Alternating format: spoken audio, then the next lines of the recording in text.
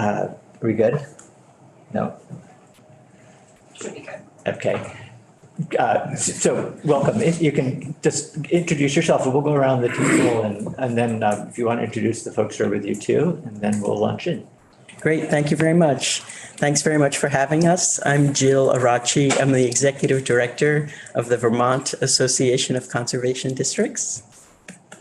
I live in Waitsfield. I've been in this position more than 12 years now.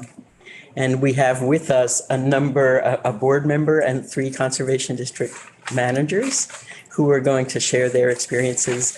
And I'm going to be back up on questions about sort of the big picture and statistics and things like that. Great. Why don't you just let us know who they all are? Okay, sure. Yes. Lauren Weston is the district manager of Franklin County Natural Resources Conservation District. Rick Hopkins has 3 titles. He's the chair of the Winooski Natural Resources Conservation District, which covers Chittenden, Washington, and 4 towns in Orange County. And he is the treasurer of the Vermont Association of Conservation Districts, and he's the chair of the State Natural Resources Conservation Council, which is a state entity, which he will describe a little bit. Hillary Solomon is the manager of Poultney Meadowy Conservation District, so that's part of Rutland County, the Poultney Meadowy watershed. Emily Finnegan is the district manager of Caledonia County Conservation District. She also worked in Orleans County previously. And Megan First is our Action Circle's advocacy consultant. Great. Welcome all of you, and we'll look forward to hearing from you in the next few minutes. Representative Templeman, you want to start and we'll just go to the table? Yeah. I'm David Templeman, Orleans 3, Brownington, Westmore, and Barton. I'm Charles Wilson from Caledonia 3, which is Linden, Sheffield, Wheelock, Sutton, and Newark. Jed Lipsy, Lamoille 1, Stowe. Roger Graham, excuse me, Orange 3, which is Williamstown and Chelsea. David Durfee from Bennington 3 District, Shaftesbury, Sunderland, Glastonbury. Heather Supernaut, Windsor 4, Barnard, Pomfret, and Bridgewater.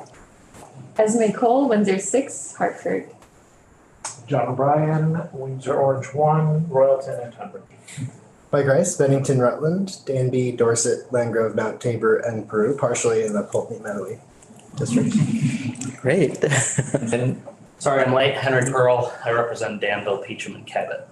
Great, thank you. So we have district managers from your areas, quite a few here covered. And we really appreciate the opportunity to come in, as well as I wanted to thank you all for your support. Last session, we did get an increase of funding that was very important to us. You're going to hear about some of how those funds were spent during our presentation today. And I think I'll hand off to Rick Hopkins.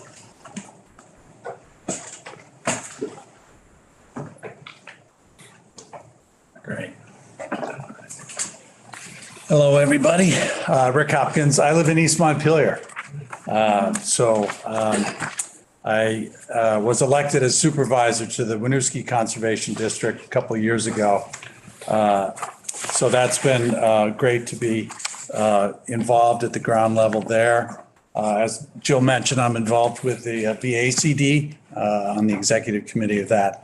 And currently, I find myself as chairperson of the State Natural Resources Conservation Council. The council consists of 6 supervisory unions. Each supervisory union has one or more, at least 2 conservation districts within it.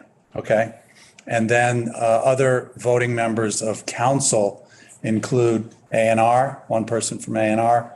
One person from the State Agency of Agriculture, one person from UVM Extension, and then also the state conservationist from NRCS, the Federal USDA Natural Resources Conservation Service, is part of council as well, but they don't get to vote, strictly a technical input, programmatic input. So again, thank you for having us here today. We do have a brief slideshow. And there's the first slide. So I was asked to kind of give you a 10,000 foot, if you will, overview of the conservation districts. So here we go. The conservation districts were formed actually in the United States nationwide in response to the Dust Bowl, a certain landscape disaster that originated out in the Midwest in the mid-1930s. So the first districts were created in 1937. The first conservation district in Vermont was formed in 1940, and that was the Poultney-Meadowy Conservation District. Heather is here, or Hillary is here today as the district manager, so she can talk to you a little bit more about what they do there. But now we have 14 conservation districts in Vermont. There's that slide. So thank you. So there's Vermont, and off to the right there are in the different colors are the boundaries of each of the various 14 conservation districts. We're set up pretty much along county boundaries, pretty much. Poultney-Meadowy there is this one in blue right here. So they kind of share Rutland County with the Rutland County Conservation Districts. But by and large, the districts are set up on county lines.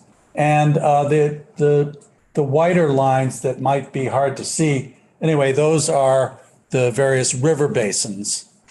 We just put that up to show folks, sort of what river basins. So the Winooski, the Lamoille, the West, the Williams, the Saxtons, depending on which side of the state you're on.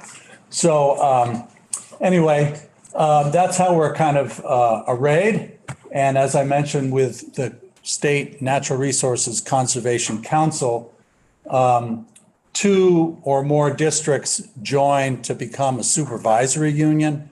Supervisory union select a supervisor from one of those districts to represent a seat at the table at council, Natural Resources Conservation Council. So here are some of the broad brush strokes about the conservation districts and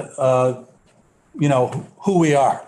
It's important that we all understand that the conservation districts are really rooted in the communities in which they serve. They work at the grassroots level on a variety of topics and issues that you'll hear more about.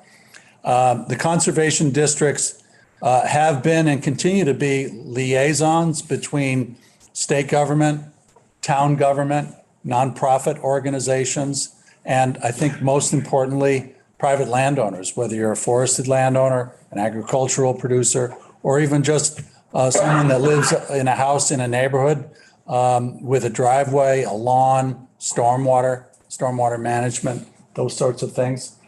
So our principal focus is helping landowners make right decisions about how to improve, protect, sustain the natural resources that we all rely on in the state.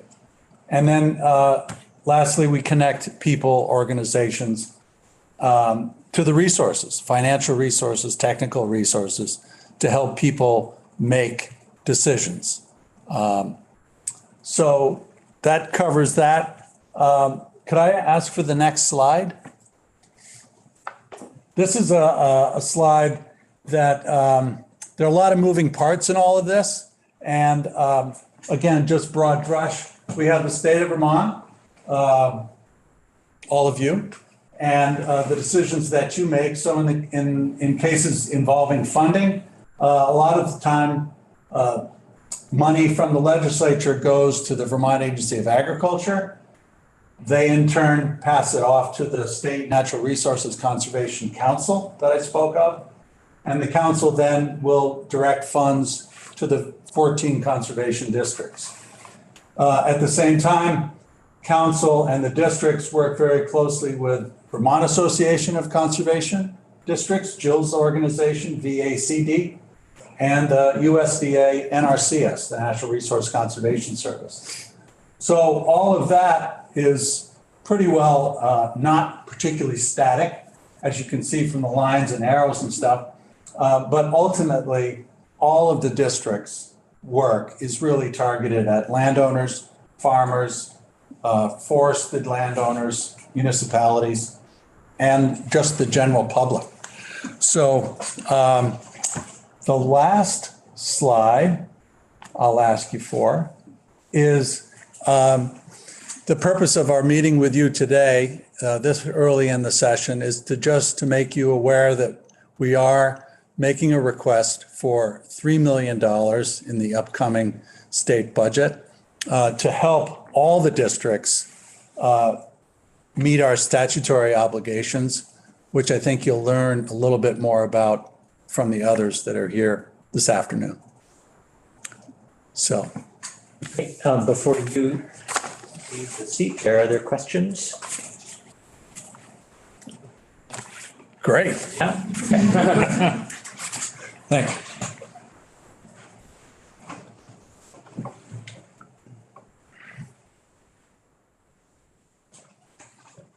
Hi, everyone. I'm Emily Finnegan. I'm the district manager for Caledonia County Natural Resources Conservation District, and I live in Sutton. I've been doing this job for a year and a half or so, and then before that, I was a staff person at the Orleans County Natural Resources Conservation District for 3 years, primarily focused on agricultural work. So if I could go to the next slide, please. So last year, the legislature appropriated an additional $250,000 to the State Natural Resources Conservation Council for a total base appropriation of $362,000. And what this actually meant to a district like mine is that every district, their core funding was increased to $20,000, which is more than double what we had been receiving for the previous decade or so. The line item for the Natural Resources Conservation Council had been $112,000 for quite a long time. So this $20,000 meant a lot to every district, and every district sort of had different priorities. For our district, we have never had a consistent staff person working on programs. And so this additional core funding really gave me the confidence, and our Board of Supervisors the confidence, that we could hire someone to focus on agricultural work, knowing that we had that core funding to support the operational expenses needed to run what's essentially a small nonprofit, although we're not 501c3s, but that doesn't matter. So it meant a lot to our district. Other districts were able to either increase or start offering benefits to their employees. It's pretty challenging to offer benefits as such a small organization. So other districts were able to do that, which is really great. This agricultural staff person will really be able to spend the time with landowners and farmers, sort of helping them make conservation practice decisions, and sort of prioritize different conservation projects on their land. And all of that decision-making and working through all that and applying for grants, it just takes a lot of time. So it's not work that I've been able to dedicate as much time as I'd like to it. So I'm excited to have a staff person be able to do that. Then next slide, please. So this year we're in the legislature asking for an increase to NRCC, Natural Resource Conservation Council's base budget to $3 million to support the administrative and operational costs of the 14 natural resource conservation districts. As I stated before, this would support a variety of different things depending on the district. Salary and benefits for the 14 district managers, comparable to other types of positions that any one of these 14 district managers could easily secure at another higher paying organization, to be frank. Recruitment, training, and retention of agricultural and conservation staff. Per diems, we offer per diems now to supervisors. Many actually don't take them because they want to leave it for core funding for our districts. Outreach and community assessments. So, we really exist to serve the residents of our districts, but figuring out what those needs are is something that we find challenging to fund the time to do that, essentially. So this core funding would really allow us to be more responsive to the needs of our constituents or district residents, versus sort of always trying to figure out where the next piece of funding or where the next project is gonna come from. Technology needs and software upgrades, and then increased administrative and grant management capacity at NRCC. And I think too, an increase in core funding would also really allow us to expand our educational programs. So there's some districts that work in schools and do a conservation field days with local elementary school students. Again, those are programs that we have a tricky time funding, except with like really small grants, which basically increases the administrative burden on districts and takes our focus away from working on the ground. That's all for me. I don't know if there are any questions. Can you give us a sense of how that 3 million figure compares to the total budgets across the landscape of the districts? Yeah, like individual district budgets. Well, just summed up, I guess. I mean, how close would that get to funding, your entire operations? And then, I'll start with that. Yeah, so we went through a pretty extensive process this past summer and sort of asked different districts what they want. And I think the general strategy for most of us was to try to ask for enough to have the district manager position be funded, the salary and benefits, and then the benefits of staff as well. So I think different districts, again, strategize in different ways, but at least for Caledonia District, that's sort of the direction I went with it. And then, those additional staff people, we would still apply for projects and grants and do individual things, but then that district manager position would really be freed up to support staff and to do all those operational things yeah. So right now it seems like there's a very small amount of money by some standards anyway coming from the state. Your budget then is met by fundraising? Grants. So we'll put personnel funding in all of our individual grants, and we use essentially what's a billable rate. Yeah. So we charge more than what we make per hour, and that extra is used as overhead, and that's how we fund our general activities. Yeah. Representative O'Brien? I think I've heard from you in the past that district managers saying something I remember anyway we're an agency of the state, but not a state agency. And I just wondered where do what sort of programmatic and policy charges come for the districts? Is it from AAFM or NRCS, or is it in-house really that you say, well, this farmer needs help with a grant? Like, how do we decide what to do? Exactly. Yeah, it's hard. We do have statutory obligations. So there's things listed in our statute that we're supposed to do. We do as much of them as we can. I think partly because of the funding structure, we end up, for example, I think many districts now are doing water quality related work because that's where the funding is from DEC and Agency of Ag and all that kind of stuff. Those types of what funders offer, that often drives our decisions.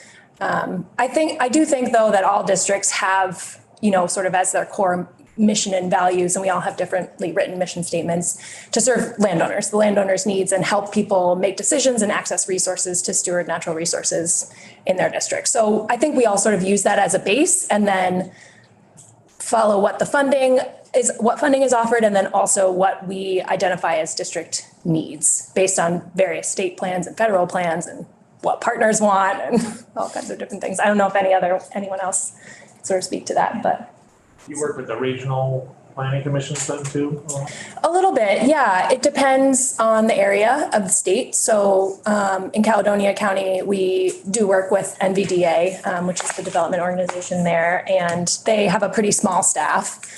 So we end up doing in other parts of the state, regional planning commissions do more water quality work, and NVDA tends to not. So we do more of the stormwater projects, but it's different in different parts of the state. But yes, many districts work very closely with their regional planning commissions. And then how do you avoid sort of that redundancy? We talk to them a lot. And we just try to be clear about the types of projects that each organization is going to pursue. And it's a little bit different. I think Lauren is maybe a better person to speak to this because in Caledonia County, there's not a lot of organizations that we sort of locally based organizations that we collaborate with. But like in Franklin County, there's 20, so many that she works with. Yeah. So it really just depends on the area. Representative Rice? Yeah, I want to acknowledge that I think often in this kind of work, funders, whether it's state government or grant makers, want to see money go into directly into programs, and have a sort of tendency to be hesitant to fully fund personnel. And so I just want to say that I'm really happy to see that that's sort of the focus of the request, because obviously the deliverable work is really important, but the people who do it are also really important. Yeah. And so I just wonder if you have any sort of even anecdotal things to share about like what lack of ability to retain staff, or what high rates of turnover sort of due to this work, and what could possibly be avoided there.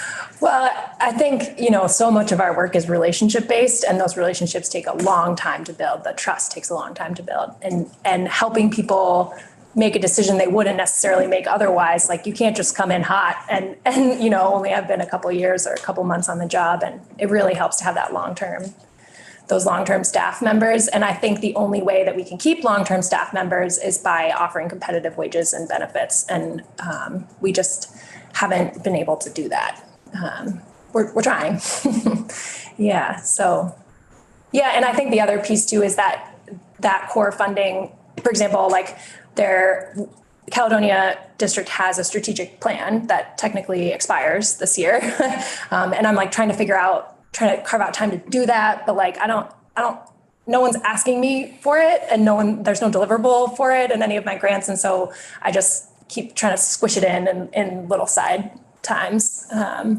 So I think increased core funding would definitely help with those sorts of like bigger picture vision, allow us to do less following of funding and more mission driven, responsive to district needs type of work.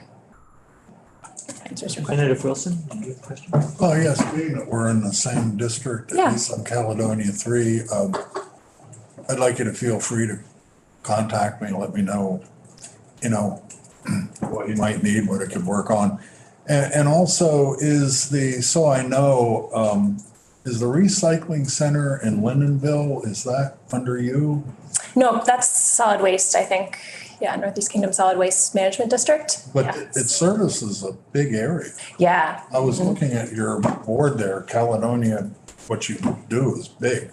Yeah, Caledonia County, and then there's Orleans County District and Essex County District. Yeah, we work together quite a bit because a lot of our districts have similar needs. Yeah, it's nice to meet you. Nice to meet you. Any other questions? All right, well, next witness. Thank you.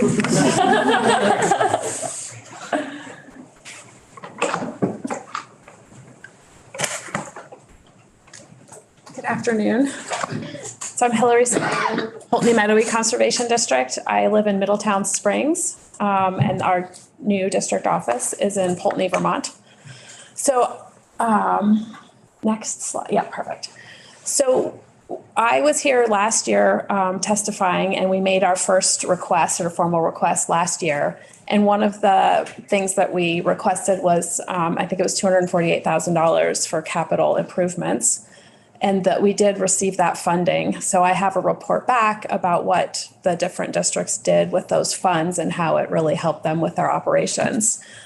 We had a large request. We requested some funds for an office building. We are not, so the Pulteney Meadowy District is the first district that was enacted or enabled, as you heard. Our state certificate is stamped 1940. And I have the notes from the meetings as the interested landowners went from town to town and had conversations with other landowners in the local towns. We have Wells and Pulteney and Pollitt and Castleton and Fairhaven who participated in these conversations and told, who are the legislators who were working on this legislation, like how they envisioned the districts would work. And so here we are 80 years later, and we still have these locally run. Our board members are all local, and, we try really hard to sort of meet the needs of our local residents. But the Pulteney Meadowy District was not co-housed with the Natural Resource Conservation Service like many districts were. And so we never really had a home or an office. We worked out of our homes. We worked out of the Green Mountain College campus. After they closed, we had an office above a paint store, which wasn't publicly accessible. So after 80 years, we got an office, and it's a wonderful little building on Main Street in Poultney.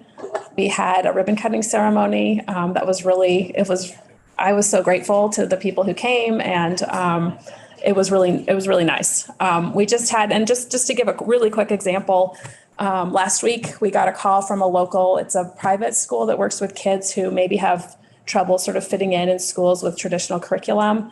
So they have, they're located down the street from us, and they said they wanted to do some public service for Martin Luther King Day. Was there anything they could do? So they came into our office on Martin Luther King Day, and they made these little soap packets that we hang near our new seedlings trees that are on our tree planting sites to help keep the deer away from the trees. So they made 760 soap packets for us, which is amazing because otherwise we would have had to do that. So just something that we were able to do that we would not have been able to do that helped to meet a community need, helped meet our needs.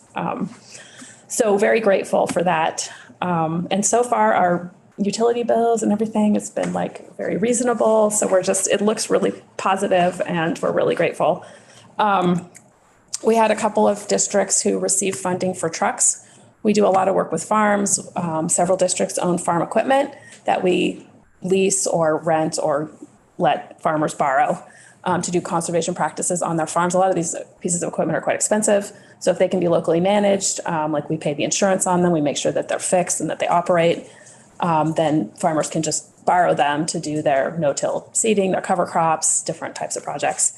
But without a vehicle to haul them, the farms then have to go to, different ends of the county to pick up the equipment. And it's a lot easier if districts have a vehicle to haul the equipment around or take it to get fixed. So 2 districts received funds to buy trucks. I know that they were on the waiting list to try and get electric vehicles.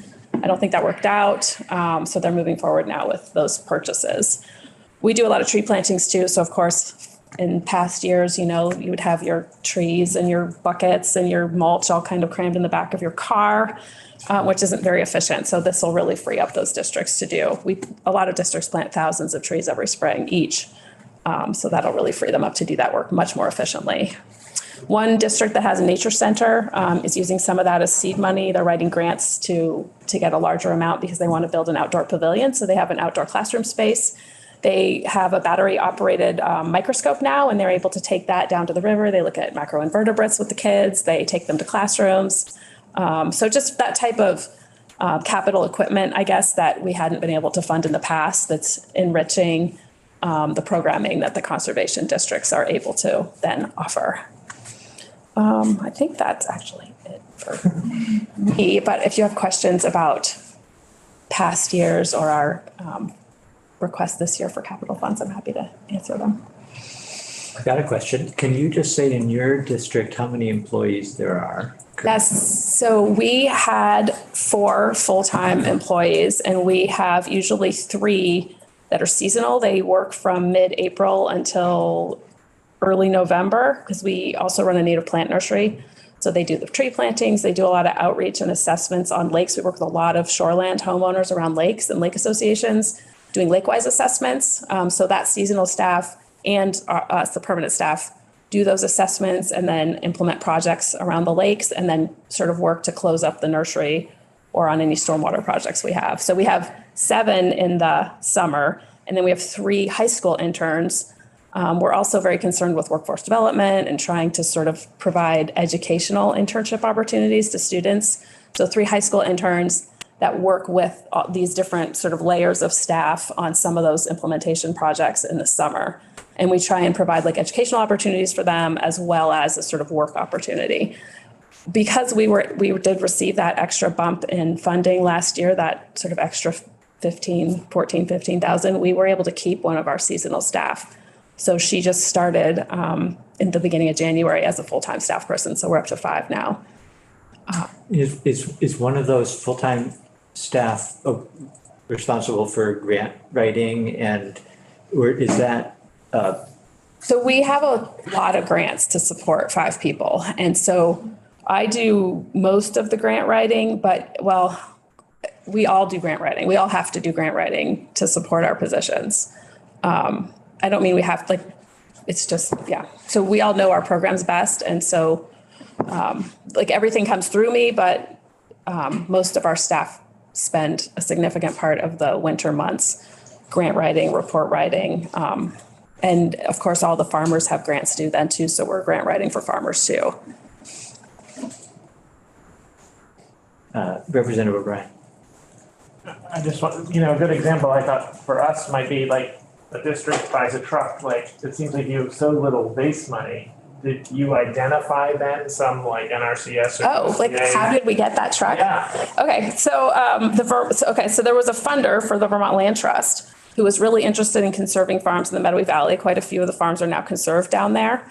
That donator, I guess, or donor, really wanted to see those farms be organic. They wanted to try and help that happen. They were interested in the water quality piece. So they donated to us a no-till drill.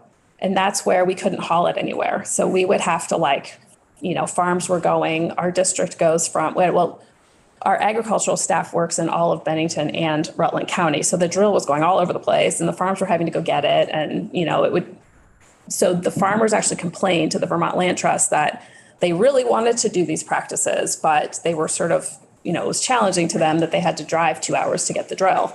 So wasn't there a way that we as the district who managed the drill could deliver it to them? And the drill needs to be calibrated also for the seed type. And so that way the person who knows how to calibrate the drill would come with the drill, calibrate it, make sure the farmer knew how to operate it. So Vermont Land Trust, through this donor, donated funds for us to have a truck. And we were the first district that until this last appropriation last year, we were the only district that had a pickup truck in the state. Could be very popular. I know. Any access to ARPA money or? No, we don't really. That was a lot of the funding that came through COVID. We didn't have much access to. So I think we've worked, some people who have worked with towns to help them as they're making decisions about where to put that funding. But I don't, and correct me if I'm wrong, but I don't think that is accessible to districts. Because districts, are municipal entities. Oh. They could not access the COVID, like the PPP loans and things like that. It was really unfortunate. We tried. And we got to know, we asked the Small Business Administration and everybody. And then because we're effectively an unfunded state agency, right, we don't sort of fully exist in the mind of the state. The funding also didn't come through council, which could have been a possibility. So the money that we tend to get through the state is through grant applications we submit to the state, with the exception of these unusual line items we've been discussing. Representative Lipsky. Hillary, do you have a slide of what that drill looks like? Oh, I can email a picture of the drill. Well, I'm just curious. It needs to not. I just like to know a little about it. It's heavy. It's heavy. It is heavy. Put it in the bed of the truck. A lot of tongue weight. And it doesn't look like a drill. Yeah. Like you would think. It has. I have no vision of it. So it's wide because of course the farmer would want to make as few passes as possible across their field. And then it has these seed hoppers. So you fill the hoppers with seed. So it's kind of wide. It's about a traffic lane wide, 14 feet wide, and then it's maybe 8 feet deep. And then there's a lot of moving parts. So the seeds get sort of sucked up and they go down through tubes, and then there are these double disc openers that basically slide through. They're these sharp discs and they slide through the earth and they open the soil for a second. The seeds drop in at the rate that you tell them to drop in. And then as the disc opener moves on, the soil kind of closes. And so you can seed a field that has corn stubble or a field that has grass, or you could make a pasture bedder using this, or you could seed a new crop, but it allows a lot more management options in terms of trying to leave cover on the ground, which of course improves, it decreases erosion to have all that cover and increases the infiltration abilities of the water, the rainwater. Henry picked one up on it. So the landowner, the farmer, provides his own tractor. Yes. And you're just delivering. Yeah. And that clearly doesn't go in the bed of a pickup truck. Right, it gets hauled by the pickup truck and it's got a lot of tongue weight, so it needs a pretty big pickup truck to support that. And so what we do now is a lot of times, my staff, so I have 2 full-time agricultural staff, and we've been working a lot with farms on their nutrient management plans. So trying to figure out where farms should where should they spread the manure at what rate? How steep is their slope of their field, and what crops are they going to put on that field? And so a lot of times now that we have the truck and we're taking the drill everywhere, my staff will print maps. They'll go out, they'll take measurements, they'll help the farmer, they'll make sure things are calibrated. They'll go after the drill. The farmer will drive off with the tractor and they'll count seeds and make sure they're, the right distance apart, because some of these crops like soybeans are really expensive. And if you plant them if the rate isn't correct, you can spend thousands of dollars extra on seed because you've overplanted. So everything has to be sort of just right for both the nutrient management plan and for the plant spacing. So now there's a staff person who's sort of helping in the first hour or so of that unit working. So it's been great.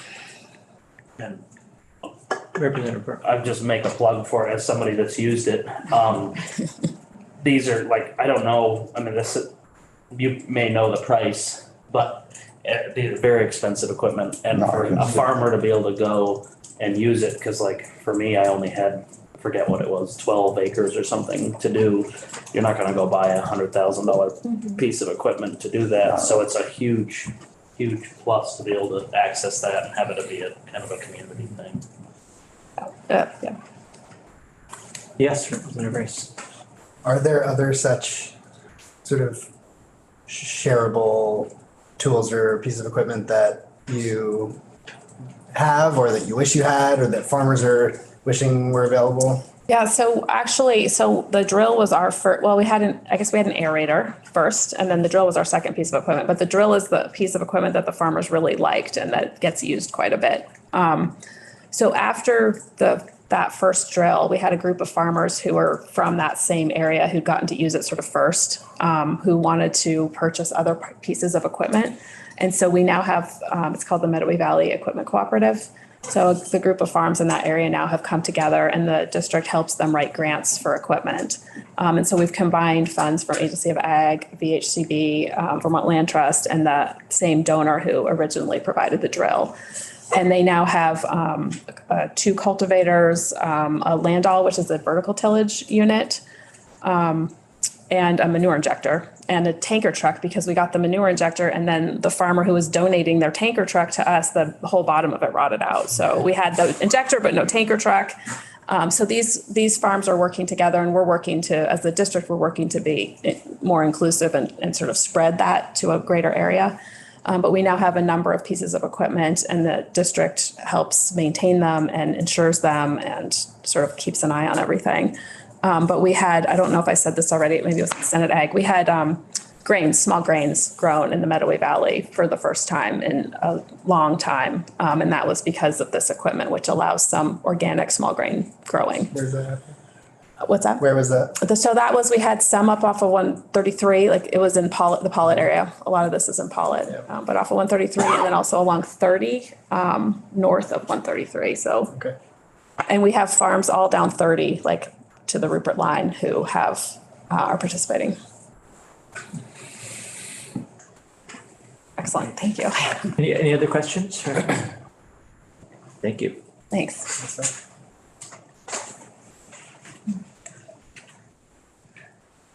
You can go to the next slide, please. Hi, everyone. I'm Lauren Weston. I'm the district manager for the Franklin County Natural Resources Conservation District. I personally live in South Burlington because it's a lot cheaper to rent there. But I'm going to walk you through some of the program areas that we've talked about and some we haven't yet, and then also talk about how we kind of do our work generally. So we'll start in agriculture, fittingly. It could certainly say agriculture and working lands. We do work with forest landowners as well. So the conservation districts are partners to the Natural Resources Conservation Service, the NRCS, which is a federally funded organization. A lot of us do share offices with our partners at the NRCS. And it's a pretty good arrangement for many of us. And they're some of our closest colleagues. And so what we'll do is we'll help connect the farmers that we know to resources at the NRCS and also at the state. We're really navigators for the farmers to find the programs and opportunities that fit best for them. One way that we've done this, in 2022, the Franklin County District made a guide to assistance for agricultural producers of Vermont. And the 2023 version is 107 pages of annual programs for farmers to access. And so that's a lot of programs. And so we really find our role in building relationships with those farmers and landowners and helping them figure out what opportunities are right for them. And it's a lot to navigate. We also help them write the grants that hopefully they get funded to do the next project. We also host local working groups and local led conservation meetings where we bring not only farmers, but any community member together to let them inform us of what their priorities are on the landscape, maybe things we aren't getting enough resources to. And so we will use that information, we'll bring it back to both the state and the NRCS, and the NRCS is open to changing some of their ranking and prioritization systems based on that feedback. So that's been a really great opportunity to change how projects get funded on the ground based on the priorities of a particular place. We are also getting more and more involved in forestry. Several of us met a couple weeks ago with Dave Wilcox, the state forester, to talk about kind of reinvigorating the Skidder Bridge program for forest lands. So the way that would work is, or it has worked, does work, will work, is that the districts will technically be the owners of those Skidder bridges, but they might live at a lumber yard and be rented by a logger or a maple producer to bring into the woods to keep the woods in good quality and improve water quality in forests. Representative Rice? Can we just talk about what a Skidder Bridge is? Thank you. Yeah, sorry. Sorry. So in forests, there's usually small streams running through, no larger than 6 feet wide. And to get to the other side of the stream, typically loggers will just drive their trucks through or make their own type of crossing. And a Skidder Bridge is something that can be brought in. It's just a long 12 foot wide piece of wood that gets placed over the stream so that the truck can get over it safely. We have a member of the forestry community here. Yeah, just to help support Mike's concept. And by the way, I did years ago, and it was based at Lamell Lumber. I leased from Winooski. Wonderful. Conservation District. And these panels are now from the state standard 10 inches thick. And they're 4 feet wide. There's 3 panels. They're bolted through. And they're generally not for trucks. They're for skidders or log forwarders or any forestry equipment that needs to go from roadside or the landing adjacent to where the trucks go into the forest. And they were around for best management practices, but several years ago, Vermont adopted the acceptable management practices, AMPs, and they're critical to say it's all about conserving, protecting water quality in watersheds, both productivity and sustainability of forest soils. So they're a critical tool. They are modest, but the state, particularly during COVID, and I have to say that Dave Wilcox called me up. We had reached out and I said, well, yeah, I'd like to get on the queue for one of these. And I am an owner of that COVID project bridge, but they're very valuable in raising the quality of forest practices, harvesting practices. And as you know, water quality is a sacred cow. Yes, thank you very much. All right. The next area of work we do is natural resources conservation and restoration. And what that really means is We plant trees. So as was mentioned before, several of us plant thousands of stems every year. I've got 12 acres to plant this spring. We also run tree sales to help private landowners plant their own trees. I've got about 12,000 stems coming to the Highgate Airport in a couple of months to be sorted and distributed.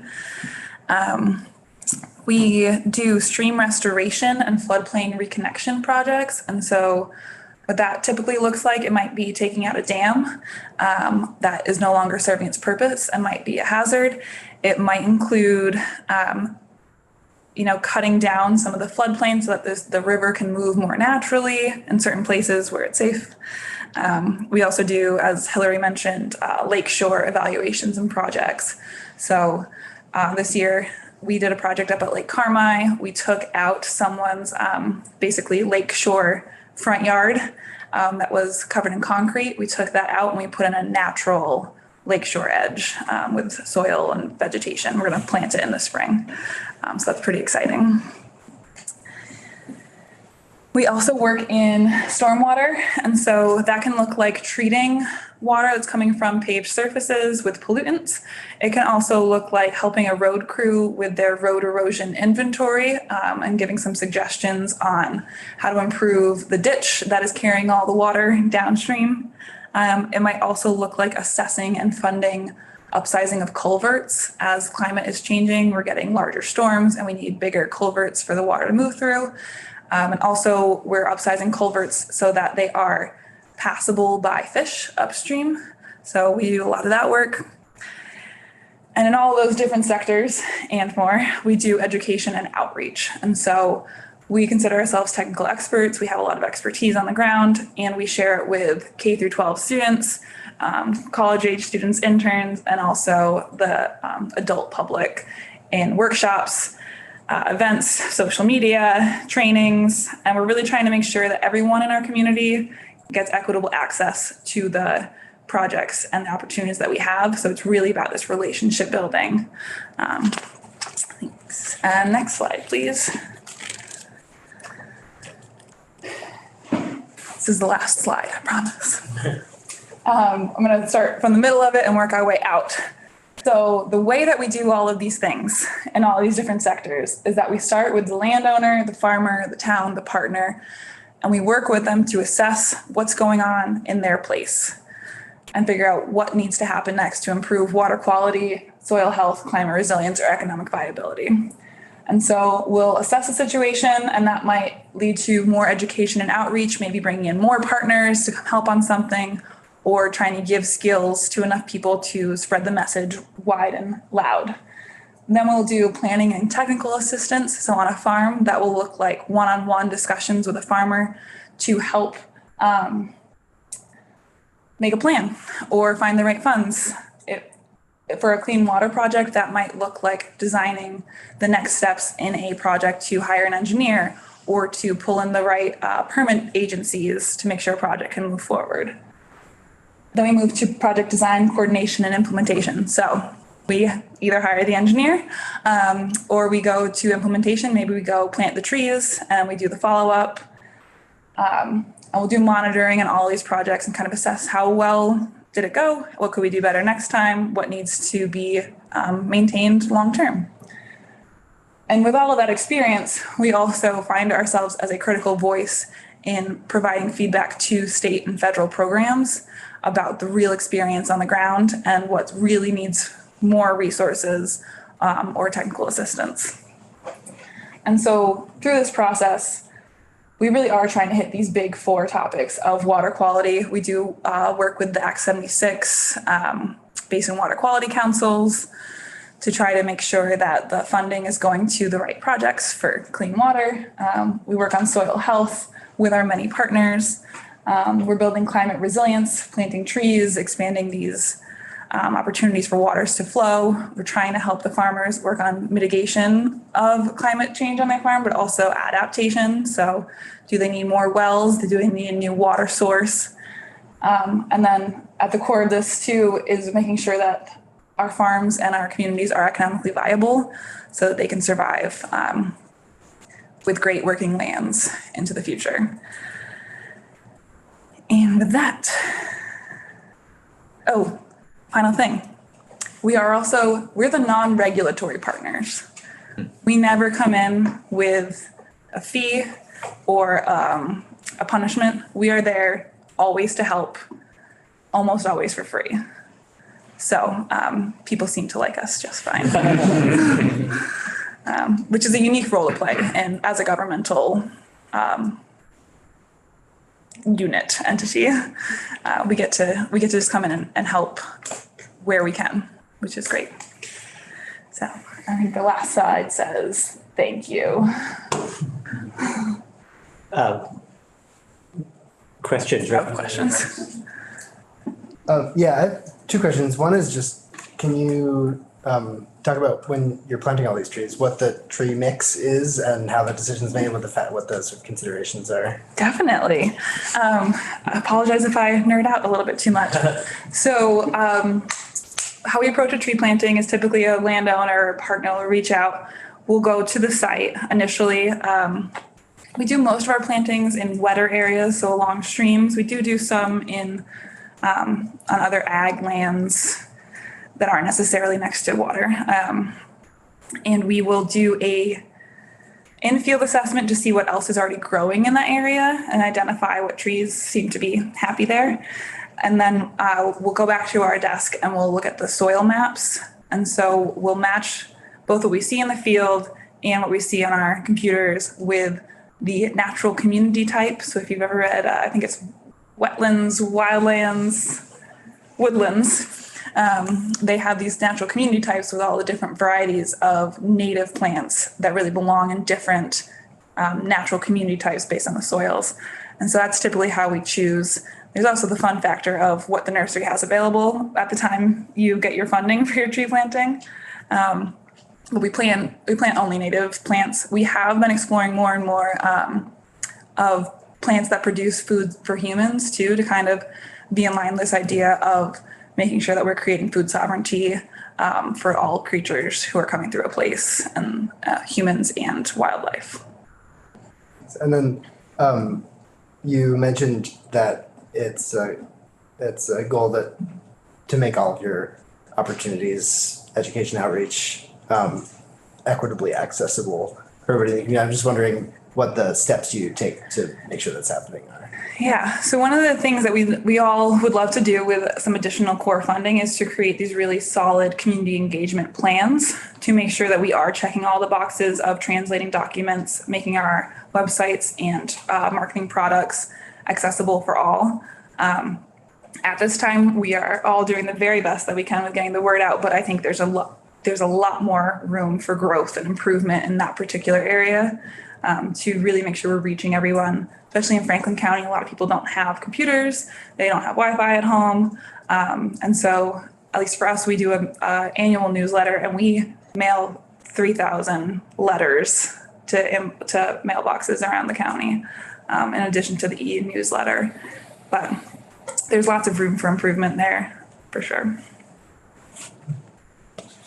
Anybody else? If I may, and this is more of a comment, but it's a reflection on a lifetime of working in a sector of the forest. There seems to me that it might seem there's a lot of overlap between all these agencies and advocates that we've dealt with in the last week and a half of meetings. But what strikes me about these conservation districts, they are most successful. Like in my town, there's a very high-performing land trust, and it conserve a farm, and there was wetlands of the stream, and they planted 300 and some varieties of trees. They had specialists. I don't know what the grant cost, but it was a big deal. But communities all over the state that don't have those fancy resources, like a local land trust, strikes me that these conservation districts are the most equitable for all people in all parts of our state, of supplying these basic resources that the non-big agricultural entities or the small landowner that may want to do some management practices or need some guidance or need that drill tiller, I think that's what really strikes me. It covers the whole state and the needs of the average folk landowners, which is positive in my view. Yes, Just to follow up, how do you avoid competing with each other for grants? Wonderful question. We certainly still do compete for grants. I think a lot of the times we try to give our best ideas to the funder, and at the end of the day, it's their decision. We do cooperatively apply to a lot of the grants from the state. So, for example, our ag money to work with farmers on clean water projects. We all individually come up with a budget and our goals, but then we submit it to Jill's organization and the NRCC, and we try to all get on the same page about our priorities and then submit that whole request. And if that's underfunded, then it'll come back to us and we'll distribute again equitably among us ourselves in terms of the highest need in the community. So if Franklin County has a lot of farmers, so we thankfully get a decent amount of agricultural money versus another county that might have just fewer producers and a lower need. But I feel very confident that I compete with Hillary on projects with the Lake Champlain Basin program. I think we're all just trying to put forward really great ideas that really meet the needs of our unique communities. And when there's not enough money in the pot, there's not enough money in the pot. But yeah, we do collaborate a lot too and share ideas. It's not like we all tell each other when a grant opens, which is great. Before we, I don't know if there are other questions for Lauren. If not, did you want to come back, Jill, and we can wrap up maybe with. Read my notes full of statistics. Thank you all very much. Thank you. And if one of us wants to say something with that, at the end, could we say something? Absolutely. In fact, we've got extra chairs if anybody wants to unfold a chair and move up there now. Get cozy. Yeah. Or not, however you want to do it. Or hover. Yeah. I wanted to mention to your question about how do we not fall all over each other. There's a collaboration called the Agricultural Water Quality Partnership that we created as a result of basically a large influx of NRCS funding that was being thrown around amongst all these different partners. And to make sure that we were cooperating. And we're now, I believe, if I remember correctly, first was 2012. So we're in the 10th year of the partnership. And it's all governmental and quasi-governmental entities. So it includes all the USDA, NRCS, FSA, Agency of Ag, Department of Environmental Conservation. We invited in VHCB, us representing the conservation districts, UVM Extension, U.S. Fish and Wildlife Service, Lake Champlain Basin Program. So we're actually talking about these programs collaboratively in terms of what are the needs of the state and where are there gaps? Are there gaps on, PFAS, for example? I'm just going to bring it up, that we need to be addressing as a community together. Are there gaps in technical assistance staffing? That's a gap we've identified that, there's a lot of money coming down the pike. We're expecting money to come down the pike for project implementation, but the landowners and communities need people to help them develop the projects and do the analysis. So we're sitting collectively to talk about those gaps. And then we also just at the local level. So there's a state level version of that. And then there's a local level version of that the conservation districts actually facilitate so that the technical assistance staff, for example, of DEC, Agency of Ag, UVM, and conservation districts all know what each other is doing. And actually, they're all signatories to a confidentiality agreement that enables them to talk about a specific farm. There's specific confidentiality agreements about a farm business. You can't just go blabbing around about what's going on the farm. But there's all the entities that are part of that partnership sign that agreement. So it means that they can get together and say, what does this farm need and which of these entities is the best entity to support that farm. And there's actually a database behind it as well. So that's been great. Vermont's pretty wonderful that way in the agricultural sector. There's really positive collaboration. The other question I wanted to respond to is the one about budgets. So our collective district expense in 2022 was about a little over 2.7 million. So you'd asked about the total budget. Most of that is grants that are very deliverable based. And the challenge is for project development or community engagement or individual inquiries. Can you help me? What are the soil types on my farm? Can you help me know that? Can you make those maps for me? Well, maybe. Let me see if I have a grant for that. Or municipalities will come and ask us to do maps partly because a lot of the districts are sitting in NRCS offices. They actually have access to tools and data that not everybody has. NRCS has a very rich collection of resources.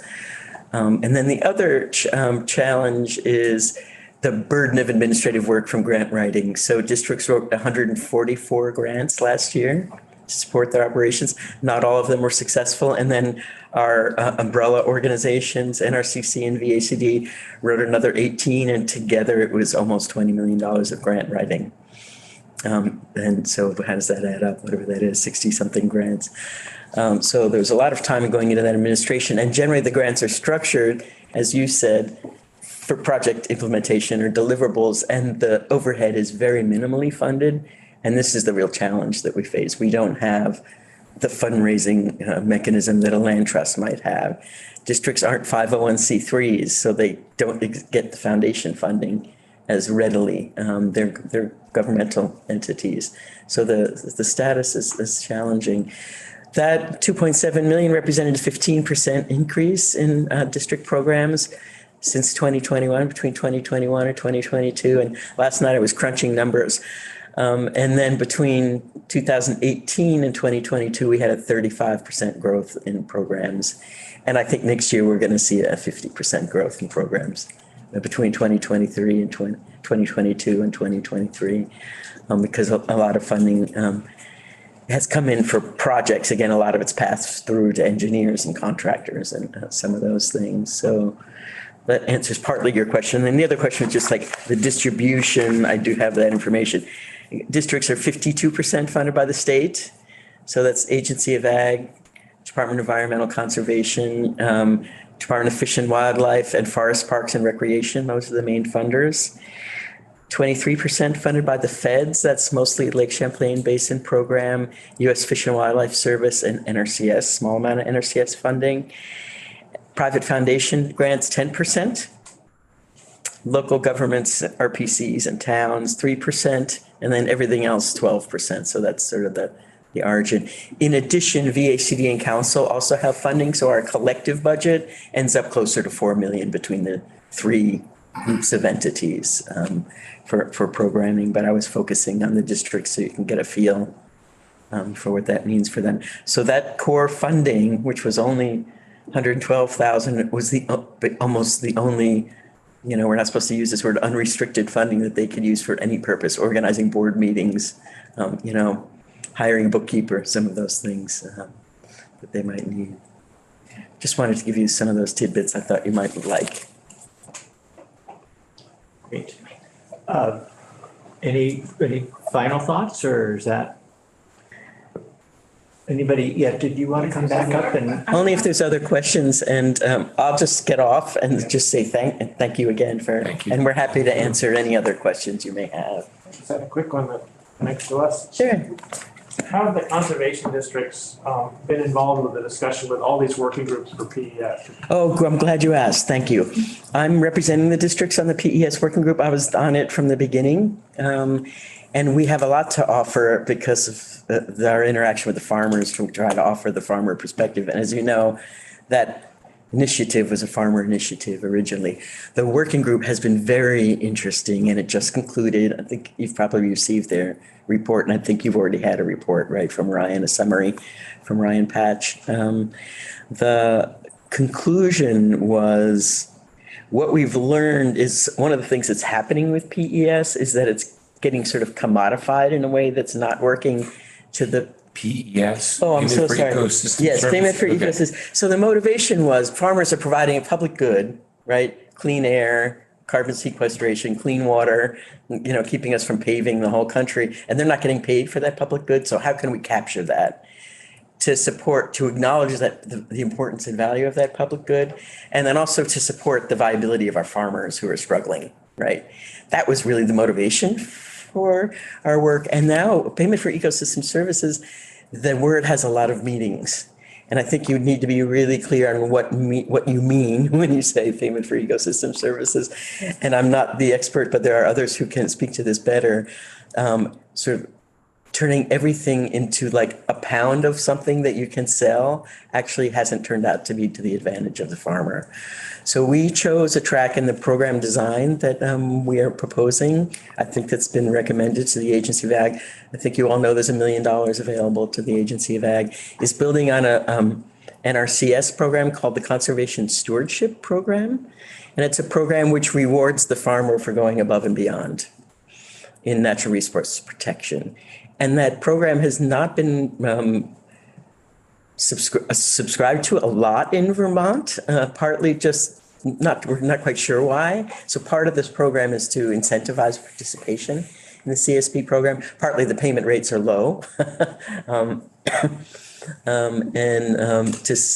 What we can do, NRCS works by identifying what's your natural resource concern and then developing practices to address those concerns. That's the way their planning process works. CSP is kind of an index, basically, of how well are you doing on different natural resource concerns. So it's comprehensive, which is very interesting. So part of what's going to happen is there's going to need to be quite a bit of training. It's a tool that does a thorough interview with the farmer about everything. Forestry, pasture land, birds, you name it, biodiversity, everything, and then basically gives sort of a pass-fail on different indicators.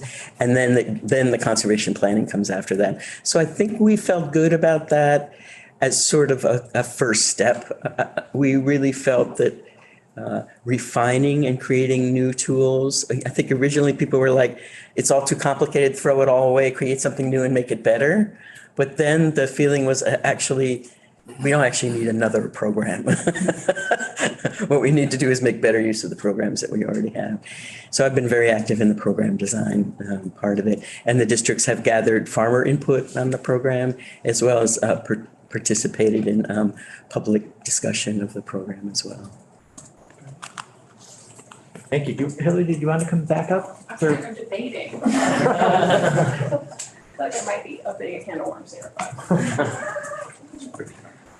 Now I'm very curious. Now we really want to know. Now you'll have questions. Okay.